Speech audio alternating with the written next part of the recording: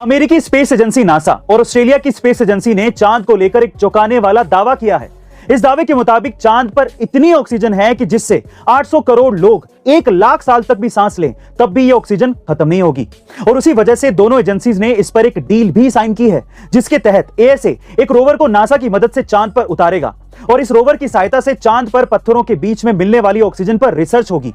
अगर ये रिसर्च सफल रही तो ऑक्सीजन को धरती पर लाया जाएगा, जिससे ऑक्सीजन की मात्रा बढ़ेगी और वातावरण को शुद्ध किया जा सकेगा। साथ ही मेडिकल ऑक्सीजन की कीमत भी कम की जा सकेगी। गाइस, क्या आपको ये लगता है कि नासा और एएसए का धरती पर ऑक्सीजन को ये लाने का प्रोग्राम सफल हो पाएगा? कमेंट सेक्शन में जरूर लिखिएगा और ऐसे अमेजिंग वीडियोस के लिए शेयर, सब्सक्राइब एंड लाइक। मिलते अगली वीडियो में। एक बार एक 8 साल का लड़का स्कूल में आग की चपेट में आ गया, जिससे उसके पैर बुरी तरीके से जल गए। डॉक्टर्स ने कहा कि वो कभी चल नहीं पाएगा, लेकिन जब वो लड़का अस्पताल से घर आया तो उसने ये ठान लिया कि चाहे कुछ भी हो वो चलेगा। एक दिन जब उसकी माँ उसे व्हील चेयर पर बैठाकर कहीं चली गई तो उसने स्वयं को उस चेयर पर से नीचे गिरा लिया और खुद को घसीटना शुरू कर दिया। वो रोजाना ऐसा करता रहा और धीरे धीरे उसके पैरों में कुछ जान आने लगी। वो खड़ा होने लगा और एक दिन इसी प्रयास से वो दौड़ने भी लगा। और हैरानी की बात यह है कि वो अमेरिका का 1 मील दौड़ने वाला सबसे तेज धावक बन गया। जी हाँ गाइस, उसने 1500 मीटर की दौड़ में विश्व रिकॉर्ड बनाया। वो कोई और नहीं, डॉक्टर ग्लेन कनिंगम थे। गाइस, अगर कोई किसी काम को करने की ठान ले तो वो उसमें सफल जरूर होता है। तो आप भी इसी दृढ़ता के साथ आगे बढ़ते रहिए और ऐसी अमेजिंग मोटिवेशनल वीडियोस के लिए शेयर, सब्सक्राइब एंड लाइक। मिलते हैं अगली वीडियो में। डायनासोर्स का खात्मा हुए सालों बीत गए हैं, लेकिन वैज्ञानिक इस जीव को लेकर समय समय पर हैरान करने वाले खुलासे करते रहते हैं। और हाल ही में डायनासोर के अस्तित्व से जुड़ी एक बहुत ही बड़ी खबर सामने आई है। दरअसल यूरोपीय देश स्पेन में विशालकाय डायनासोर टाइटेनोसोर के एक घोंसले में 30 अंडे मिले और खास बात यह है कि अंडे पूरी तरह से सुरक्षित हैं। इस खोज के सामने आने के बाद हर कोई हैरान है और कहा यह भी जा रहा है कि यहां पर 70 और अंडे मिलने की संभावना है, जिसके बाद डायनासोर से जुड़े कई रहस्य सामने आ सकते हैं। गाइस, आपको क्या लगता है कि डायनासोर अगर इस धरती पर वापस आ गए तो हमारा क्या होगा? कमेंट सेक्शन में जरूर लिखिएगा और ऐसे अमेजिंग वीडियोस के लिए शेयर, सब्सक्राइब एंड लाइक। मिलते हैं अगली वीडियो में। अमेरिकी स्पेस एजेंसी नासा और ऑस्ट्रेलिया की स्पेस एजेंसी ने चांद को लेकर एक चौंकाने वाला दावा किया है। इस दावे के मुताबिक चांद पर इतनी ऑक्सीजन है कि जिससे 800 करोड़ लोग 1 लाख साल तक भी सांस लें तब भी ये ऑक्सीजन खत्म नहीं होगी।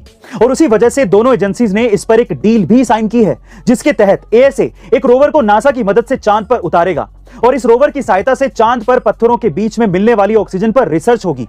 अगर ये रिसर्च सफल रही तो ऑक्सीजन को धरती पर लाया जाएगा, जिससे ऑक्सीजन की मात्रा बढ़ेगी और वातावरण को शुद्ध किया जा सकेगा। साथ ही मेडिकल ऑक्सीजन की कीमत भी कम की जा सकेगी। गाइस, क्या आपको ये लगता है कि नासा और एएसए का धरती पर ऑक्सीजन को ये लाने का प्रोग्राम सफल हो पाएगा? कमेंट सेक्शन में जरूर लिखिएगा और ऐसे अमेजिंग वीडियोस के लिए शेयर, सब्सक्राइब एंड लाइक। मिलते हैं अगली वीडियो में।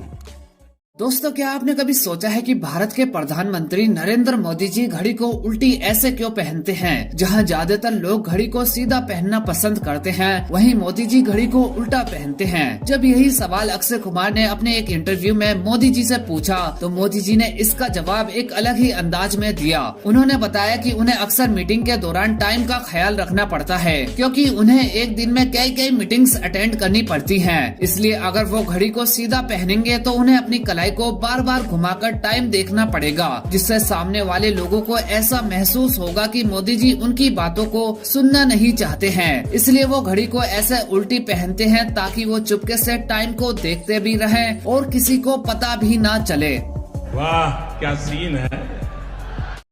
दोस्तों, शब्दों में इतनी ताकत होती है कि वो हमें कुछ से कुछ भी बना सकते हैं। और इस वीडियो को ही देख लें, जिसमें एक बूढ़ा शख्स एक बोर्ड और एक डिब्बे के साथ भीख मांग रहा होता है कि मैं अंधा हूँ, प्लीज मेरी पैसों से कुछ मदद कर दें। लेकिन किसी ने भी उसकी मदद नहीं की। मगर जब ये औरत इस बूढ़े शख्स के पास से जा रही होती है तो वो जाते जाते इस बूढ़े शख्स के बोर्ड पर ऐसे वर्ड लिख जाती है जिससे ना जाने उस बूढ़े शख्स की अब हर कोई मदद करने लग जाता है। आता जाता हर इंसान बूढ़े शख्स के बोर्ड पर लिखे शब्दों को पढ़कर कुछ न कुछ पैसे देता जा रहा था। क्या आप जानना चाहते हो कि आखिर उस औरत ने उस बोर्ड पर क्या लिखा था? उसने लिखा था, ये एक खूबसूरत दिन है मगर मैं इसे मजबूरन देख नहीं सकता।